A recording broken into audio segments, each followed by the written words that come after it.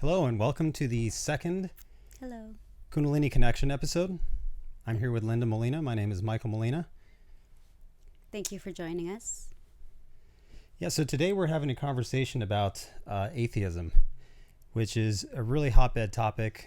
There's a lot going on the internet and has been for a number of years around atheism. Rightly so, I believe. Yeah, I mean, I think it's always been, especially, for the past 500 years or so, something that is of interest to a lot of people. Yeah, especially the more logical reasoning type. Yeah, and so I guess to start out the conversation, one thing that might be good to discuss first is just a definition of atheism, because I think the definition is a little bit different than what people are normally led to believe about atheism and what atheism is in general. So we've got here, this is from Merriam-Webster. Atheism is a lack of belief or a strong disbelief in the existence of a god or any gods. Okay. Makes sense. So, my initial reaction to that is, based on that definition, I don't think it's necessarily an unhealthy or irrational position to take. In fact, I would say even for seekers of God, taking that position, where you suspend your belief, you suspend any sort of ideological position, might be a good place to start out. Might not be a bad thing. Yeah, totally. I was an atheist once. Once upon a time? Yeah. So are you an atheist now? No, I'm not. And it was actually books.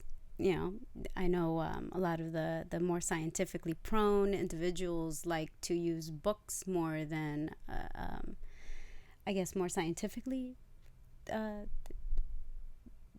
books that are more scientifically aligned with what we see to understand our reality and the cosmos. And say more scientific books. Yeah, but the book that got me back may turn me back into a believer, I guess. It was not really a scientific book to begin with. But let's keep going here. Well, we can probably go back into that in a little bit. Well, I mean, the interesting part about this definition is says or existence of a god or any gods, right? So theism, by definition, is a god, but even that, right? So a god, the definition of God, is something that also needs to be taken into consideration here. So, there's the sort of the old school Christian version of a god where you have this anthropomorphized, right, version of God, this old man, angry old man sitting up there sending thunderbolts down on people who he doesn't like. A liken to Zeus, I suppose. Right. And I think that's mainly a Judeo-Christian sort of European view of God. I think that there's a lot more color and a lot more interesting material if you look at other cultures as well, where God is multifaceted. Right, so polytheism as well. Yeah, and it's interesting because if you take, Hinduism as an example, right, there are countless different gods that they have, and yet, Hindus recognize that that God is multifaceted, and that these gods are simply different aspects of the divine. And yet they also recognize that there is an overriding consciousness or an overriding ultimate reality, let's say, behind everything, of which God and gods are all a part. So it's much more multidimensional and layered in terms of just the overall belief systems and in their pantheon. So even the definition of God is something that I think is up for debate. I think if you just take the dictionary definition, it probably doesn't capture what God is to the different cultures around the world who do not come from a Judeo-Christian background. Yeah, and I think that too, redefining, the God is very important, because a lot of atheists actually are spiritual, more spiritually What do you mean by that? based. They do see that life perhaps has a purpose, that there's a spirituality to life where it's not all just material based, that there's this unseen side to life that perhaps we don't have the answers to yet, but it's not like it's not there, and they acknowledge that. I don't know what it's doing. You want to turn off your volume there? Okay, my computer's going crazy.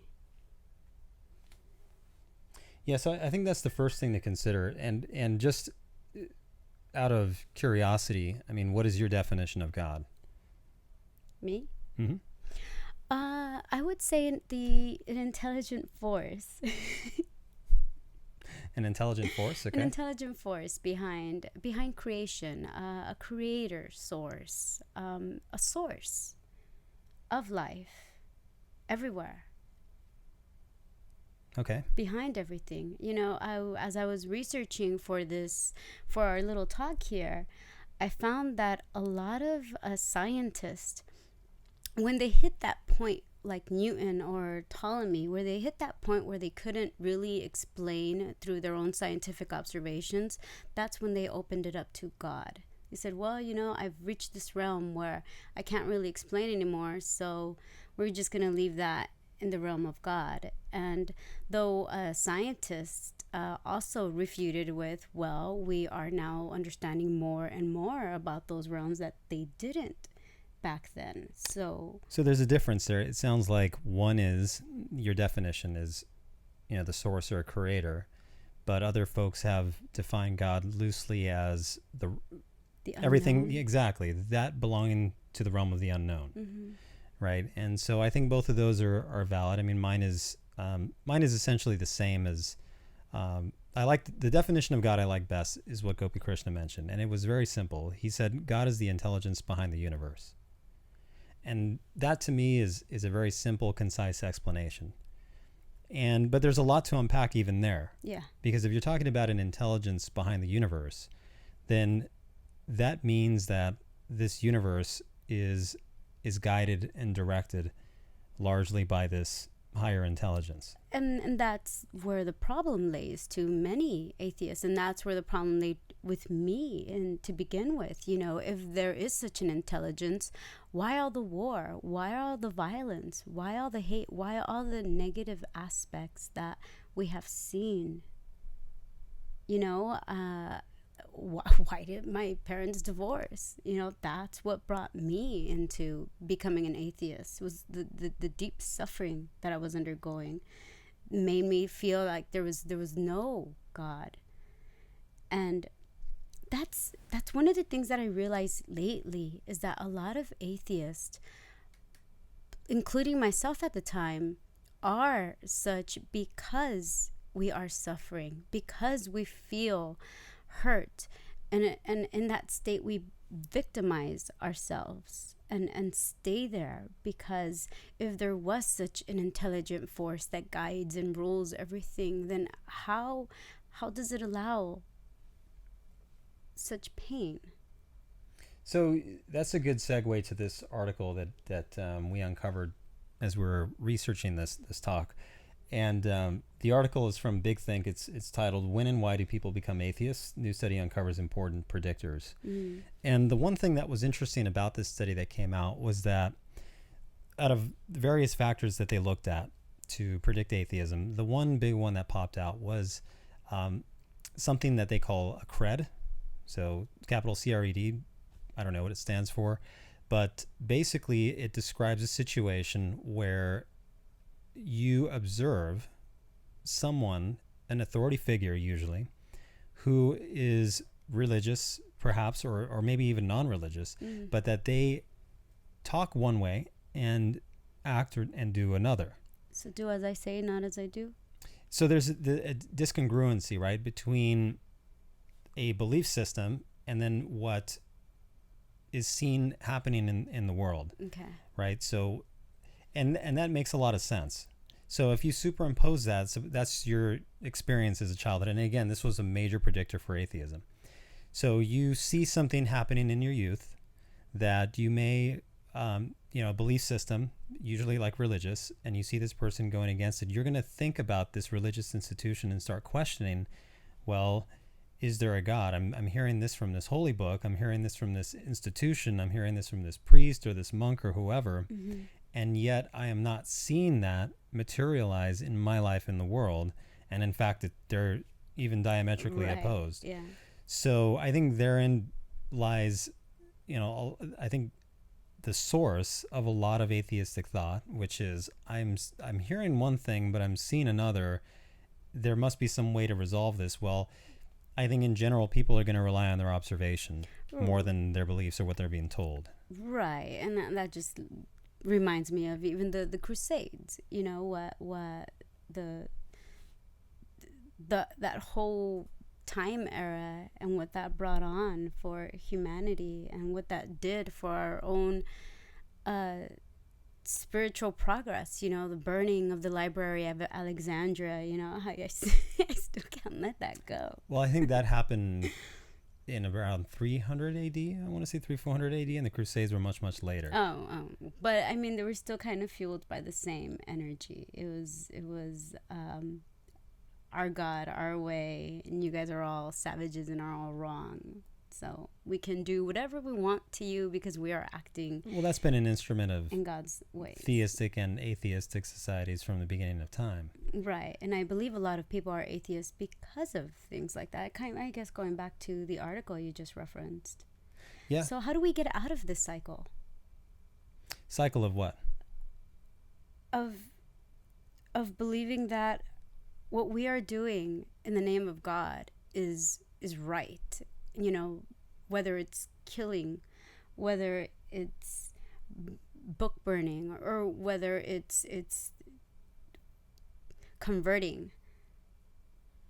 Well, I think that this goes back to a fundamental question, really a fundamental, even beyond question, a fundamental approach to atheism, to theism, to agnosticism, to Gnosticism, which is that there are really, I think, two main prevailing belief systems underneath atheistic and theistic thought.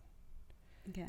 And these two systems are, one group of people believe that there is a methodology, a way to explore the mystery of God or religion or spirituality, and whether they take on those practices or not, there's that belief. Okay. And then there's the other group, which believes that there is no avenue to explore the transcendental, the spiritual, the divine, or anything like this. That leads me back to what turned me around. It was finding an avenue to explore. Right. And so I want to go back a little bit to the definition of atheism. And, if you go online and you look around, you'll find very quickly that there is different categories or classifications of atheism in general. So you have agnosticism or Gnosticism, and you have atheism or theism, right? And so the part that I want to focus on isn't necessarily whether you believe or do not believe in a God, which is atheism or theism, but is really the Gnosticism, agnosticism part of it. Okay. And that is how to gain knowledge, or if it is even possible to gain knowledge of the divine or a creator. And so if you are an atheist and you're watching this, the question that I would ask you is, first of all, why do you believe what you do? And second of all, why have you not, or maybe you have, I would say, have you adopted techniques and methods to explore this question or answer this question yourself? And I think a lot of atheists simply they don't have the knowledge, right? They haven't gone and explored this area of knowledge that can provide them the tools to explore this and to make the determination themselves. But that also requires a certain level of openness, being open to just being open. Well, I mean, that's yet another dimension of this. So there is this word that I really love that's fundamentalism. Okay. Right? Yeah. And usually when we hear of fundamentalists, we think of religious fundamentalists, people who believe what they believe because they believe what they believe. Right. And it's a circular reasoning, and it's mainly based on conditioning. Sometimes it's conditioning from the outside, sometimes it's conditioning from the inside. But it's still let's say, a irrational clinginess to a certain belief system, a certain closed-mindedness that is adopted. And normally when we talk about fundamentalism, again, we talk about religious folks, but I think that the term equally applies to many atheists out there as well. Yeah. And it's the exact same thing. And we talked about this during our last talk about ideology and how it's my personal belief that ideology is the true enemy. And so both of these people are now in positions where they have an irreconcilable set of belief systems on either side. Right. So I think that's, first of all, the thing to address is, if you are an atheist, or even if you believe in God or believe in the divine, is to first of all examine, why do I believe this? Do I believe it because of fundamentalist reasons? Right. Or do I believe this because of direct observation and experience and knowledge gained through the process of spiritual development? That's what I was asking our son, our eldest, the other day. I was like, do you believe in God? He's like, of course. I was like, why? Like, have you gone and explored yourself? Like, the answer? Better to ask him now than have him question later. Yeah, I said, is it because we do? Right. So that's, I think, the first thing to consider. And I've talked to many atheists who I would definitely consider fundamentalists. Yeah. Many religious people. And it has a lot to do with pride. I know in our first one, I was like, why are people racist? And even here, why are people atheists and don't seek to take on maybe practices that hopefully you can take us into a little more in depth? Well, I would say right?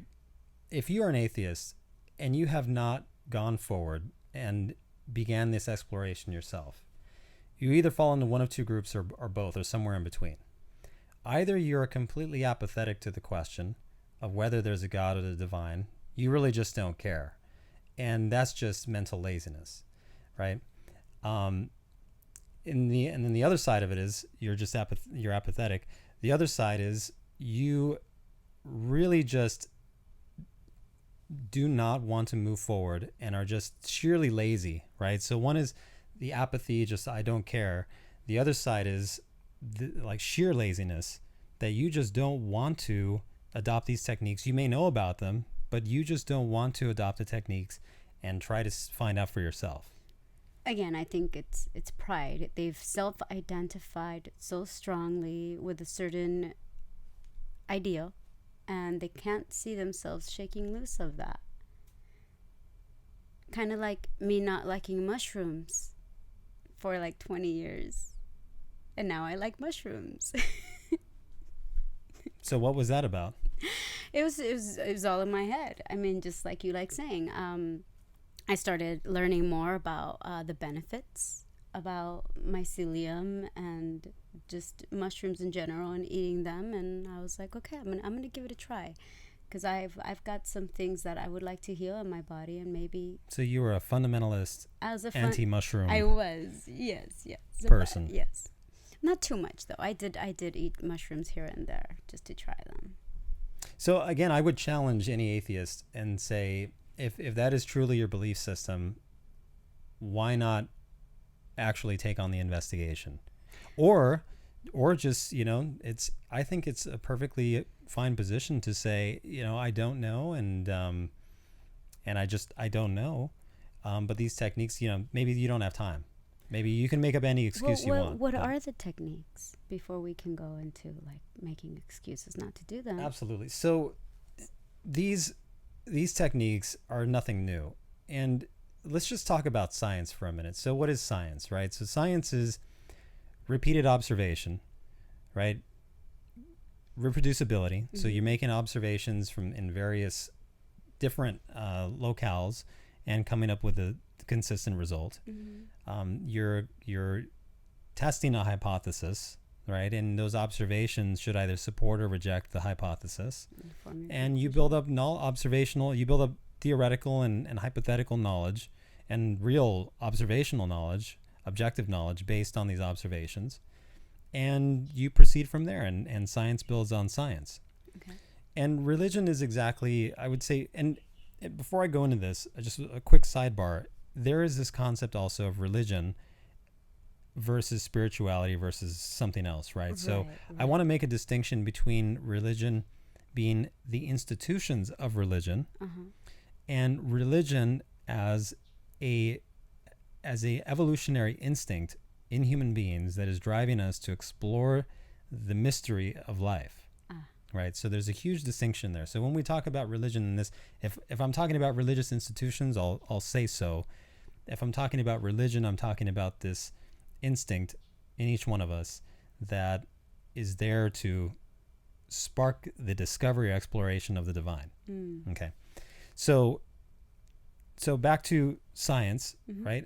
This same approach, the same observational approach was adopted by many cultures throughout the world, and primarily by Eastern cultures. You can see it also in Egyptian culture, and you see traces of it in Mesoamerican culture as well, where there's evidence that there was a systematic study of the deepest questions of life, right? Religion and spirituality, where people ask the question, is there a God? Is there a divine? Is there a soul? And if so, what are the techniques and methods that I can use to make these observations myself? I think with those questions also, just where do we come from? Why are we here? What's our purpose? Right. All those questions. And these are the most important questions of life. And so these cultures developed pretty extensive techniques and methods for this exploration to occur. And you see it systematized in India in what was then called yoga. Now, yoga, we have a much different understanding here in the West.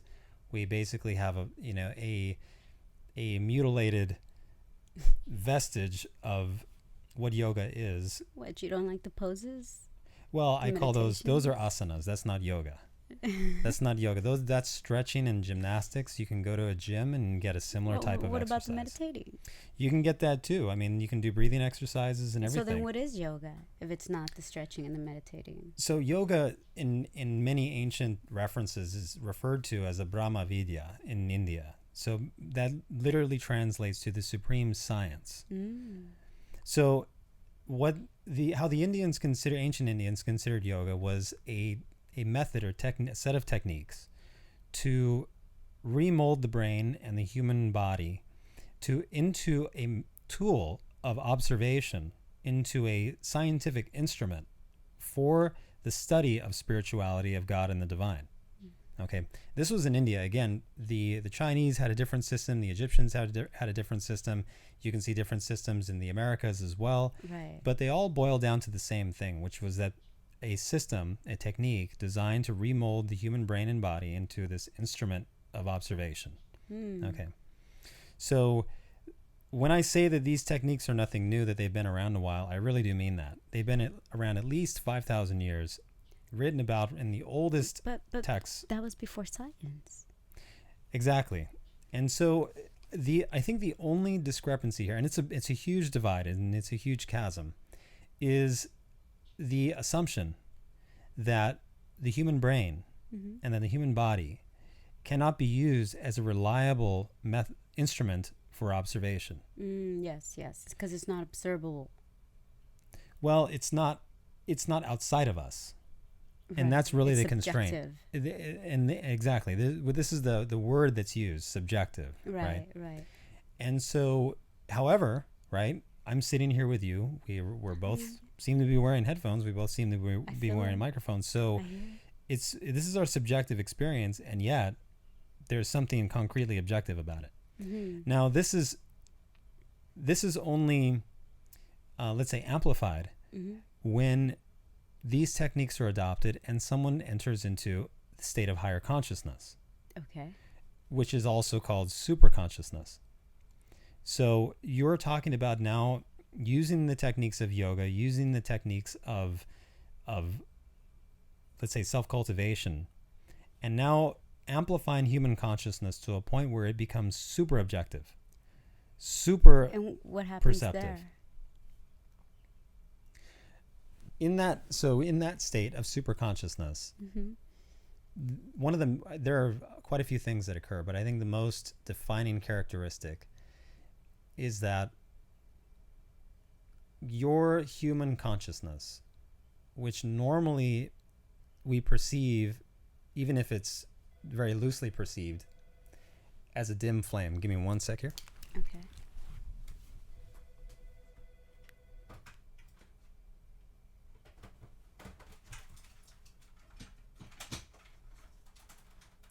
Don't throw it out the window.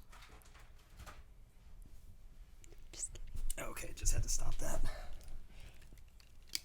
So human consciousness, normally perceived as this dim flame of awareness within us, expands and grows and changes in such a way where now this very dim point of awareness expands to encompass the entire universe, all of creation, expanding out infinitely. And one of the things that happens in this state is because of this expansion of consciousness, the awareness, the perception of an individual is magnified immensely. Okay. So that in standing here looking about, it would appear as though the state that I was in prior to achieving higher consciousness was more like a dream state, more of a semi-aware state of consciousness. And now my consciousness has grown infinitely, and also the acuteness of my consciousness is now magnified immensely, so that thoughts, perceptions, colors, sights, sounds, everything part of my human experience now becomes magnified to the point where I can say that the objective reality is this transcendental awareness that I now possess, and that the subjective reality is what we normally consider our objective human experience. And I'll just rephrase that. Please. That our normal awareness is the subjective part of our experience, and that the objective part of this universe is this transcendental reality that the person now inhabits. What if that's just a mental crack? And you could say that if it hadn't been repeated observations over thousands of years by countless individuals over many generations with... Is this how religions were founded? Indeed. Do you want to talk about that? We can. Yeah. I'm just asking. Yeah. I'm just No, we playing can. devil's advocate. We can. If you want to add any commentary there. No, not really. I mean, I know that science bases a lot of its foundations on the senses. And as you were giving your definition, you talked about perception. Now being able to perceive this higher consciousness, this higher state. I know there's been a lot of research too on consciousness. You know, where does it actually come from? Does the mind produce consciousness? Does the brain produce consciousness? Where does mind come from? Those kinds of things. So that's a little bit different than the origins of religion, but I know. maybe we can go into both. Right? So when we talk about religion, right, and we'll go into consciousness because I think it's a meaningful discussion to have after this. Okay. Right? So just going back to these methods and techniques. Mm-hmm. If you look at the major world religions, and by that I mean Judaism, Christianity, Buddhism, Islam, and Hinduism as a major one, right? And then you have various Eastern religions as well, you know, Taoism and other things like this. We can also include indigenous. But if you can, and if you look at those, and I would place indigenous religions, I think you need to look at with a slightly different lens, but let's just make a generalization here. Okay. And I'll actually reference something in Mesoamerican culture as well. if you look at all of those religions, you have a founder of those religions, whether it be Jesus, whether it be Muhammad, whether it be Siddhartha, whoever it is, who had clearly attained, and by the observation of those around him, clearly attained some degree of awareness, some super consciousness that set them aside from other people. And in this state of super consciousness, they were describing various things, right? And describing the nature of life and prescribing a certain mode of conduct that could bring a person closer to this state. Morals? Certain moral values, right? And many people have argued this, but one thing is clear is that religion has played a vital part in imparting moral values to individuals. And by that I mean the founders of the faiths, right? The teachings of Jesus, the teachings of Siddhartha, the teachings of the great Hindu saints. Now, again, if you juxtapose those against the institutions of religion, then you find a very different picture, right? You find in the institutions of religion the custodians of those particular belief systems, and who do in some cases, good job, in some cases, terrible job, a disservice to the original teachings through their custodianism, if that is even a word, right? We'll pretend it is. So, yeah, that'll be good. So, so there's a huge distinction there. And I think people oftentimes get confused between the institutions of religion and the core teachings of the founders of the faith. Yeah, we see what's happening with the Catholic faith right now. And so, there are discrepancies in there as well, and I'll just call them out right away. Like, for example, Muhammad at one point was talking about, what is the right way to own a slave, for example, right? And today, in a world where, slavery, mass slavery has been largely abolished, right? It is something that is almost, it's a terrible thing for us to even think about. How could the founder of a religion talk about this? But again, we need to look at these observations from the standpoint that these were individuals who, instead of being in direct contact with God, the actual position is that they had achieved a higher dimension of awareness. So when you are reading the Quran, when you're reading the Bible, when you're reading the Dhammapada or the Rig Veda or anything, you are reading the observations of individuals in a state of higher consciousness. Now, that doesn't mean that these individuals suddenly lost all conditioning. Okay, so that they weren't human. It doesn't mean that they weren't human. It doesn't mean that they were suddenly some indestructible superhero divine being who could smash worlds and fly. Exactly. They are simply the next phase in humanity's evolution towards a higher dimension of consciousness.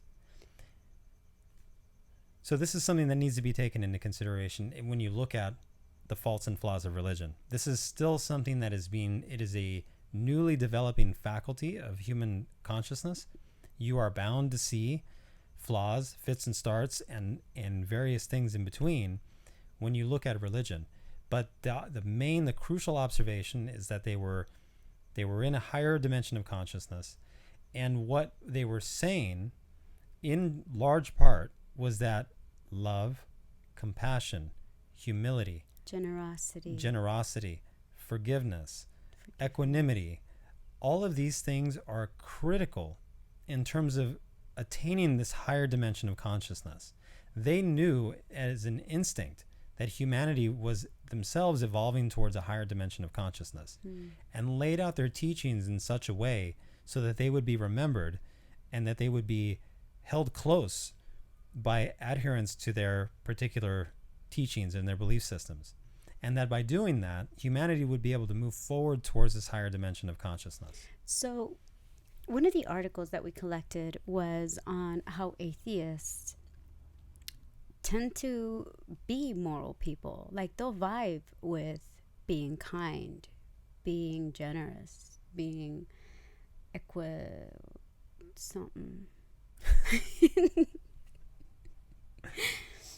Does that mean that they are now taking the steps to reach higher consciousness? In those steps of higher consciousness, will they find God? I mean, look at Buddha. I mean, the dude refused to answer any questions that had to do with God. Yeah, and that's an important point as well. And I think what we're not trying to say, I'm not trying to say that atheists are because they reject religion, they're inherently immoral. That's not true.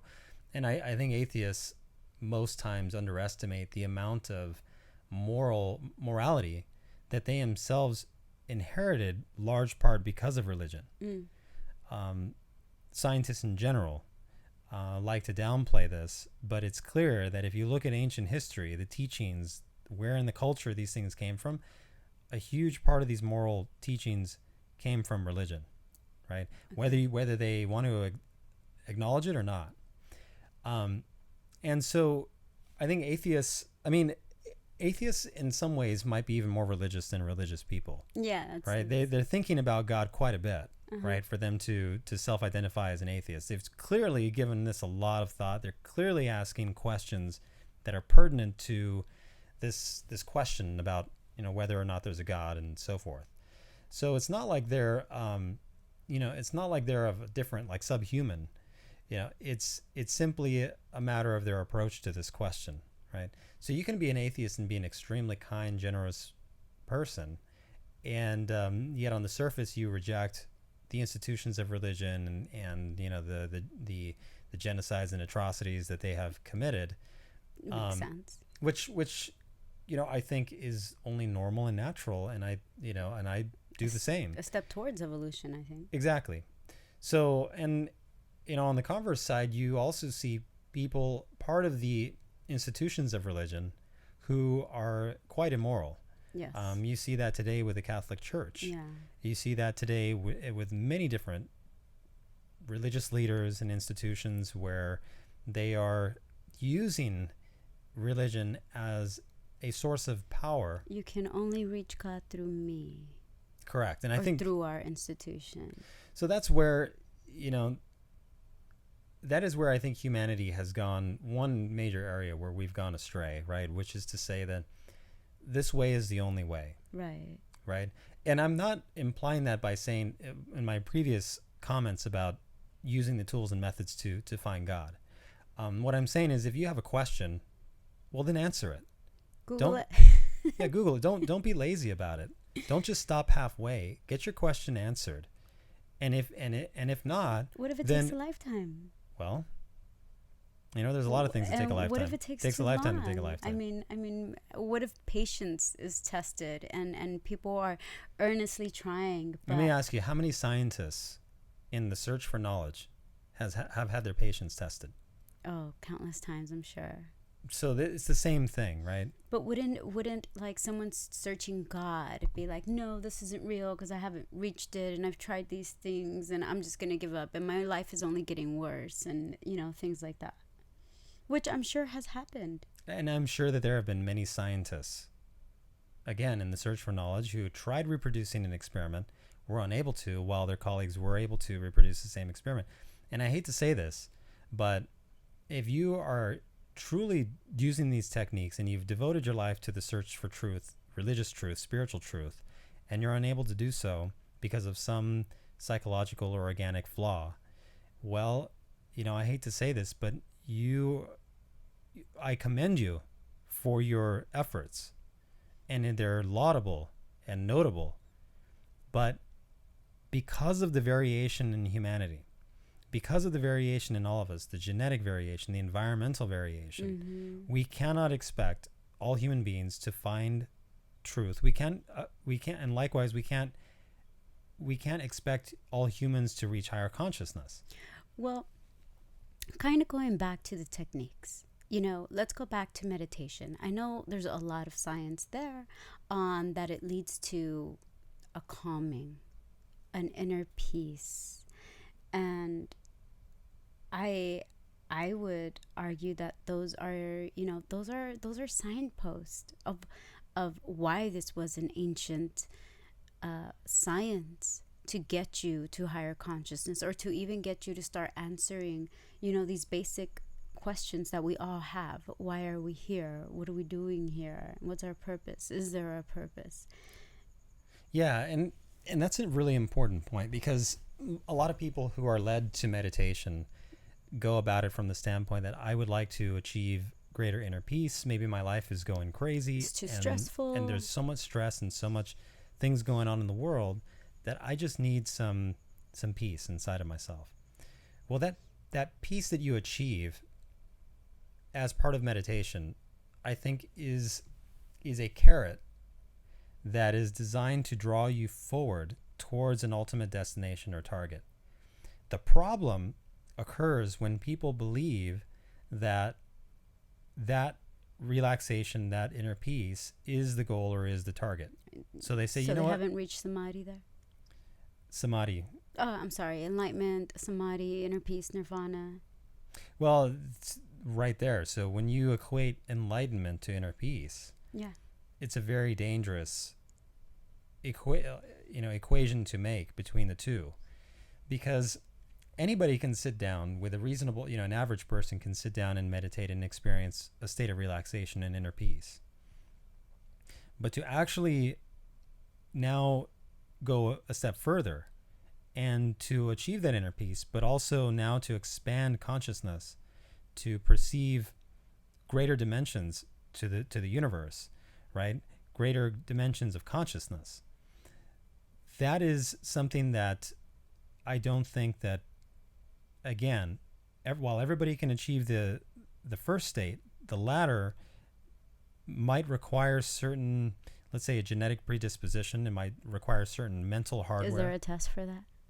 You know what? I wish there was. And I wish there was an organization, maybe a nonprofit, who is studying emerging sciences, who would actually develop these types of questionnaires and batteries to understand. I think they have. I think they just need some more funding to be able to do a test like that. I think they're doing a great job right now. Oh, they are. But could always use more funding, right? Yeah, absolutely. That's the same story, I think, for all organizations. Yep. Yep. So, yeah, so these are all very important questions to ask, right? Yeah. So what's next here? Let's take a look.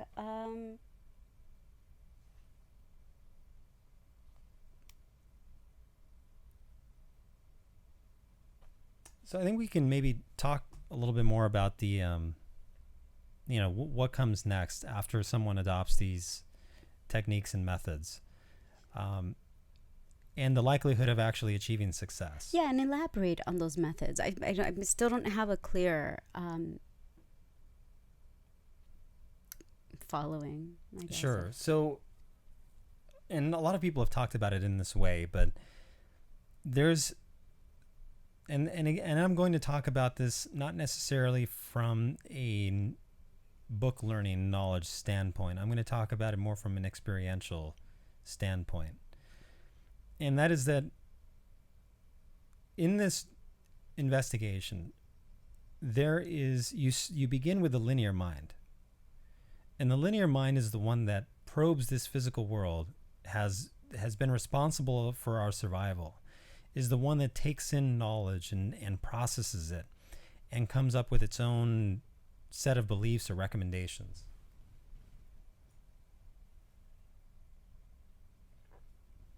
But there is another aspect of the mind which can be called nonlinear. And this aspect of the mind is something that is directly experienced in the dream state, where past, present, and future merge, where thought and matter and energy combine into this bizarre experience that we all have in the dream state. So time and space no longer exist. Not in the way that we're used to, right? In the dream state, and it's clear just from if you recollect your dreams that, you may be walking around someplace and then all of a sudden you'll fast forward and you'll be in a completely different area, in a completely different time. And so and I use this not as a direct analogy, but a loose metaphor to describe what the nonlinear mind is. Okay. Right. And I think up to this point in our evolution, we've been primarily dependent on our linear mind to guide us and to bring us to the point of civilization that we exist at present. But along the way, as a developing faculty of mind has been this nonlinear component, right? And so to define what that is very important, because it really, in this nonlinear component, because it really reaches to the very heart of the human experience, the riddle of existence, right? And that has to do with the nature of consciousness, which you were talking about earlier. And so we'll talk about that. And there are different views about consciousness, what consciousness is, right?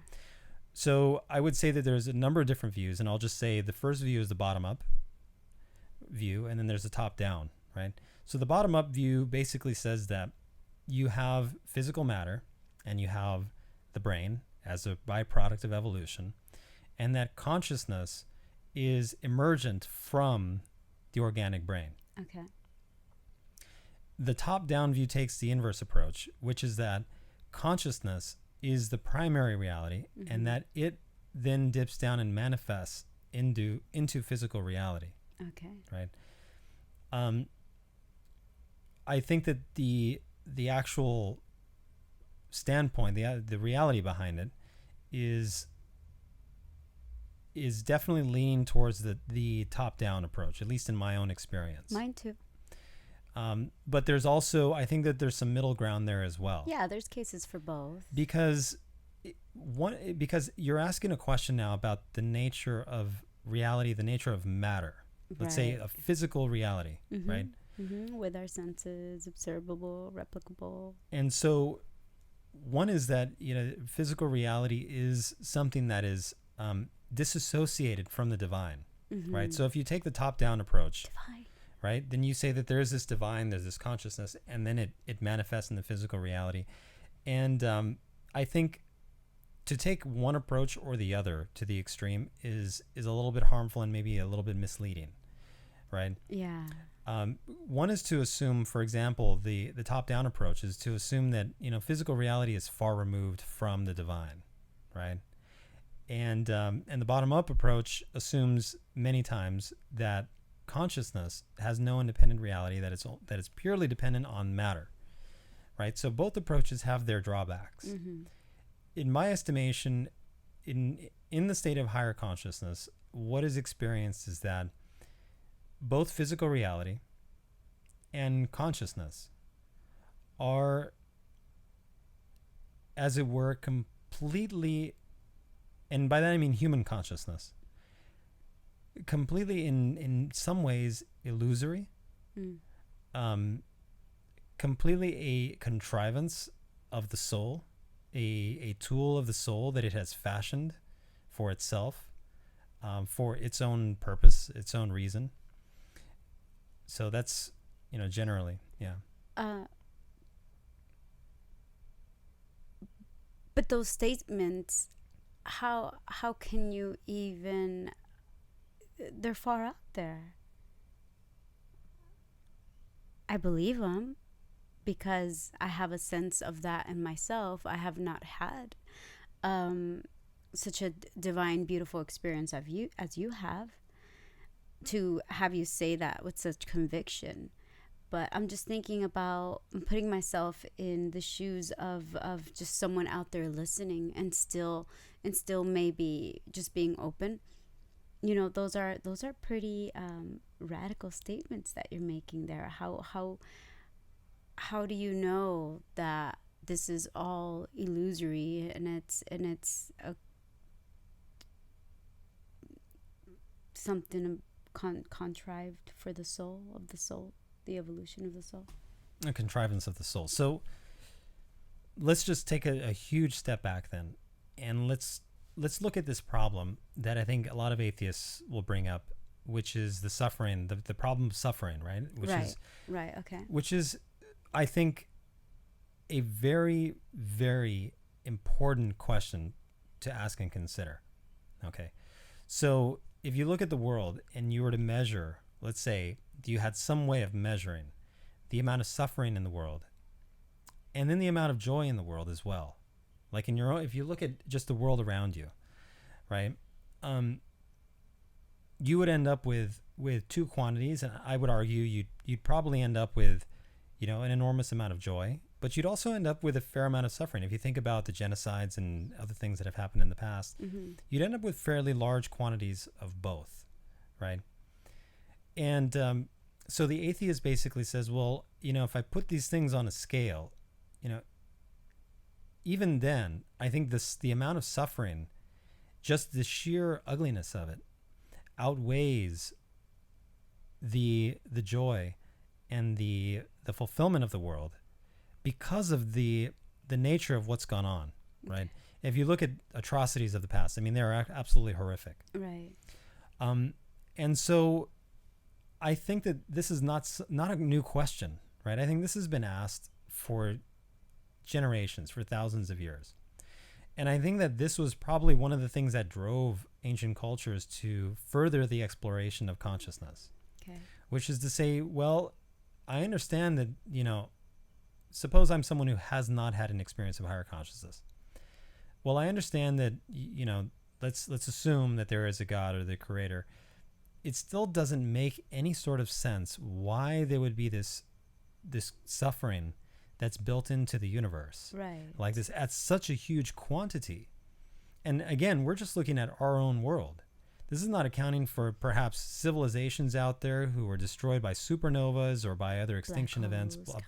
A rogue black hole floating by devours your homeworld, And so I'm not even accounting for that level of suffering. But I think it's still an important point. So in asking this question, what observation was made, the observations that were made was that when consciousness is expanded and now the suffering of the world is observed, even one's own suffering and the suffering of others, the main observation, and you find this again largely read on in the Eastern cultures where they have systematized this, is that the suffering of the world is, as the Buddhists say, illusory, right? Which is that you have this, in my own experience, is that you have this transcendental consciousness that despite all of the good, all of the bad, all of everything in between that happens in the world is untouched. And that consciousness is your true identity, right? It is at the root of all experience, of all humanity, of all life. That reminds me when I was giving birth to our first son, the verse from the Gita, remain the same in pleasure and peace, or in suffering and defeat, just to remain the same. Pleasure and pain. Yeah. Mm-hmm. It's not verbatim. Yeah. So, and there's a reason why this exists in this way, this configuration. I can just put it in case, removing all philosophy aside about anything, there's a very immediate purpose that is served by this configuration, let's call it. Okay. And that is that in order to elevate human consciousness, a certain state of equanimity is required. And equanimity, just to define it, right, is regarding things, whether they're initially perceived as positive or negative, as the same. Okay. Right? It is regarding things on an equal footing, right? And this is actually a requirement of evolution for the future state of humankind, is that we are to be our minds are meant to be like a calm, placid lake. The reason for that is because we are meant to explore dimensions of consciousness, dimensions of ourselves that require us to be completely, have that stable footing. Otherwise, we might actually cause ourselves harm. Okay. And so the suffering of the world, the joy of the world is meant there. And that advice from the Gita is so critical because we are meant to cultivate ourselves in such a way that we retain this equanimity throughout all of life's events, and that we proceed along those lines on our evolutionary journey, that we become more and more and more able to withstand and regard in equal measure the good and the bad. So kind of like going out to the Buddhist teaching, you know, when you're angry, you're holding a hot coal, and if you're angry and you throw it at someone, now you're passing on that anger, and you know, to be able to tame that. So, I mean, from a spiritual standpoint, the atheist, in a way, has a hypersensitivity, right? They don't have the necessary psychic toolry built or fashioned for themselves quite yet. Okay. For them to now take these things in equal measure. They might do it from just their experience, but in their belief systems, they have not built that toolry or that machinery quite yet in order to do that. And higher consciousness requires that state of equanimity. Hence these practices. Hence the practices. Hence the spiritual practice. So there is a very practical reason for the suffering to exist, for the joy to exist in such vast quantities, and for us yet to still go through them, still right in the middle, right? So what's funny with that is that in my own life, every single time I find myself going through suffering, I liken it to a death. I say, I am dying right now. A part of me that no longer serves me, a way of thinking, has to go because I am suffering. Served me well so far. Well, I really like that approach. I really do, because what is death, right? Death is, even physical death, is an embodiment, an internalization, an experience of surrender to separation, to detachment.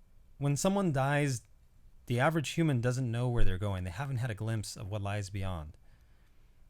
For those who have, they're at quite a bit of peace, usually. But when you die, you are now accepting that separation in that moment, right? And it is exactly in that moment of that acceptance and surrender that wholeness is achieved. Mm-hmm. They are one and the same. Just like in mythology, how birth or sex and death are often regarded as the same. It is the same thing where death and this unity, this union with all things takes place.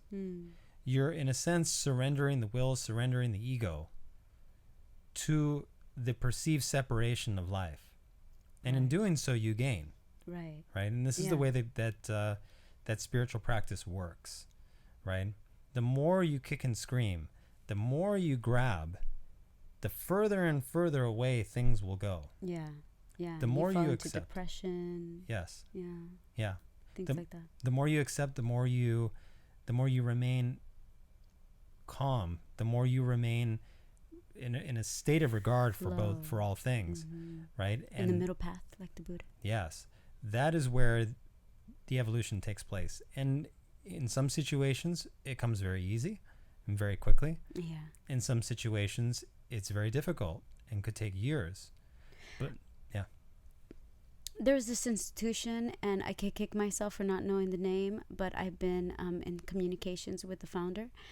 He has a program for addiction, and kind of like the 12 steps. It is a program where integrating and surrendering to a higher source. Though in his, he calls it the divine, and guarantees that within the same day, it depends on how willing you are to heal, that the healing starts. It doesn't have to take years. It all depends on your own willingness and how much you surrender to the divine. So I love the story of Ramana Maharshi and how he attained higher consciousness, which is, Tell us. Very briefly, he had this intense fear of death, and he was asking these questions about life. And he went inside one day. I think he went in front of an altar or something like that, and dropped to the floor and feigned death and led himself into this state of death. And upon doing so, his state of surrender was so complete and so profound that he was able to then experience that directly, but from a transcendental state, and entered into the state of death, and in that state of complete death merged with higher consciousness, activated that center in the brain that's responsible for this new faculty of mind. So clearly, I mean, his nervous system was already ready for the experience, but entering into that state of death, of ego death, and you find that with Kundalini experiencers who are not able to proceed past a point of suffering or pain for themselves, is that, at least my observation has been, the main difficulty lies in allowing the ego to die. Yeah.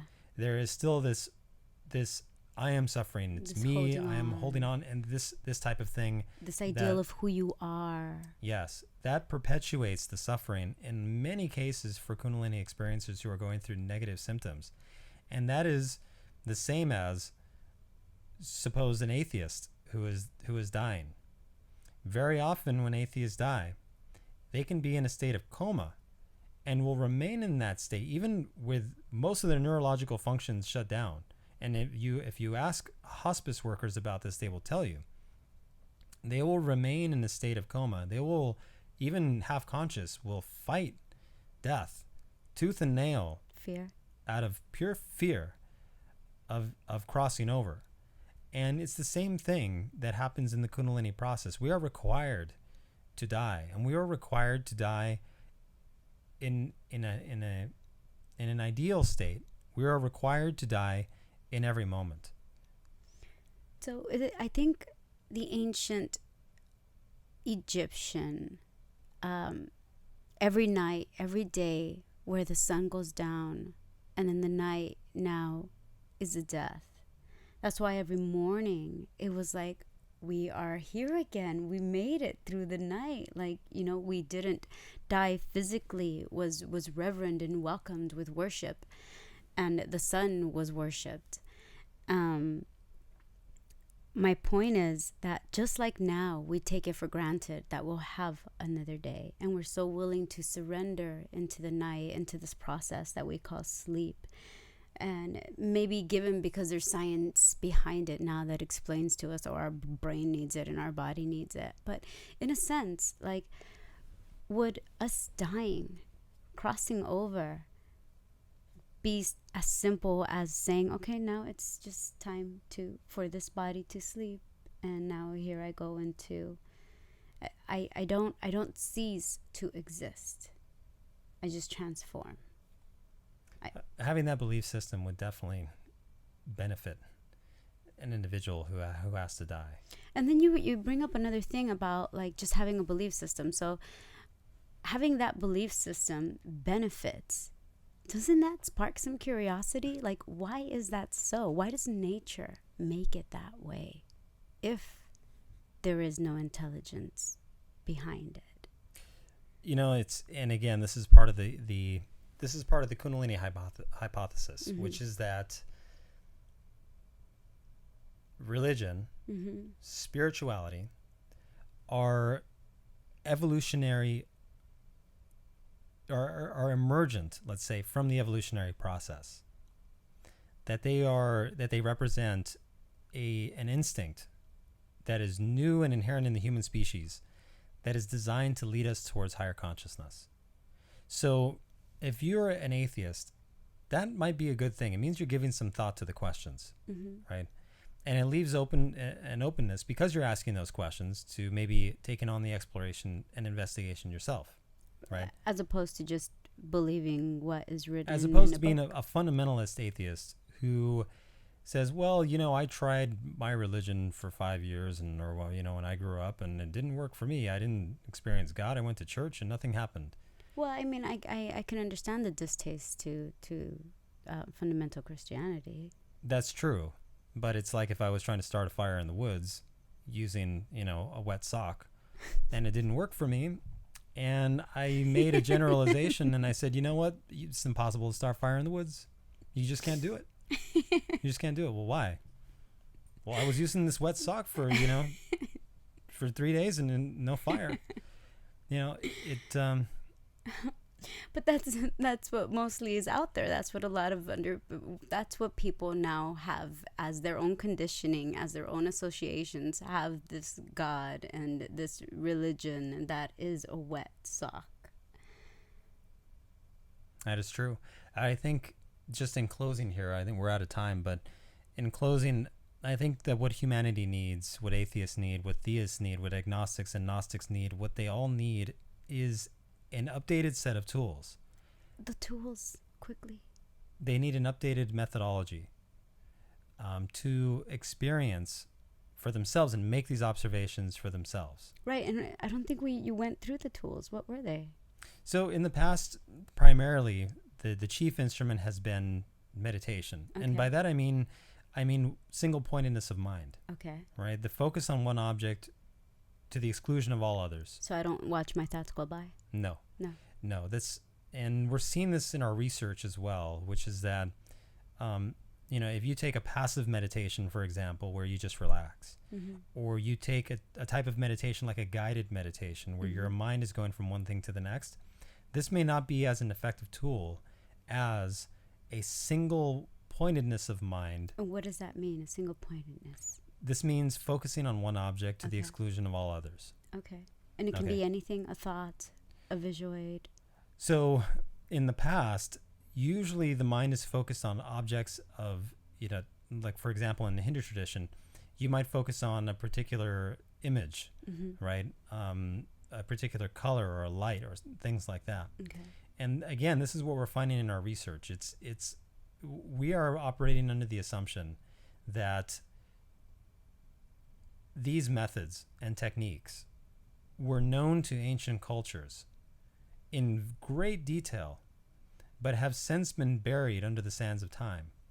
But yet, now in the age of science, we have a unique opportunity to investigate and uncover these methods.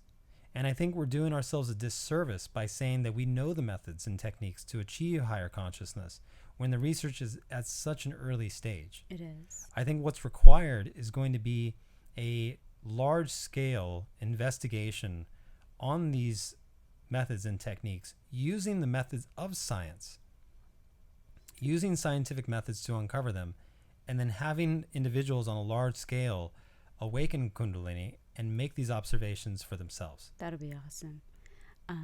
So it's just single pointedness. That's one technique. Is that the only technique? That is one. There are others as well. I mean, these are all things that we're now uncovering in our research. So yet to there come. There are certain, let's say, belief systems, certain practices, things that are, let's say, greater predictors than others. And I'm going to use the scientifically, politically correct terminology here, but they are greater predictors than others in terms of trying to predict or understand this state of higher consciousness. What are they? The predictors? Yeah. Exactly what I just said. So this particular form of meditation, one-pointedness of mind. Okay. There are other psychological attributes. There are other hereditary attributes. Time and nature. Things like that. So I won't go into them today. They're actually part of our research and part of ongoing experiments. So I don't want to say too much. Okay. But regardless of which, all of this information is meant to be made public. It is meant to be researched by scientists. It is meant to be understood by the masses. So that's something that we'll be working on ongoing as part of our work. Okay. So we can begin with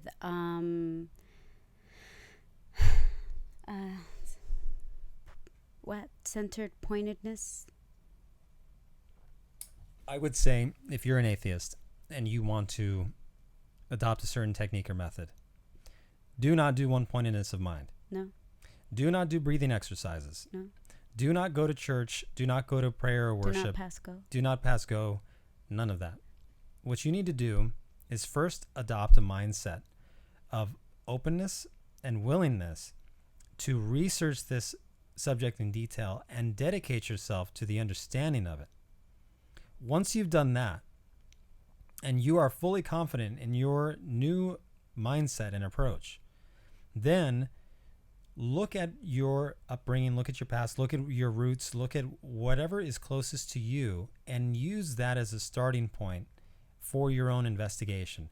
If you're a Christian, Well, what if they're just curious into another religion? Do they have to go into? I mean, no. I was Catholic, if you're raised Catholic, and I still kind of don't want to where go did it into lead that you? realm.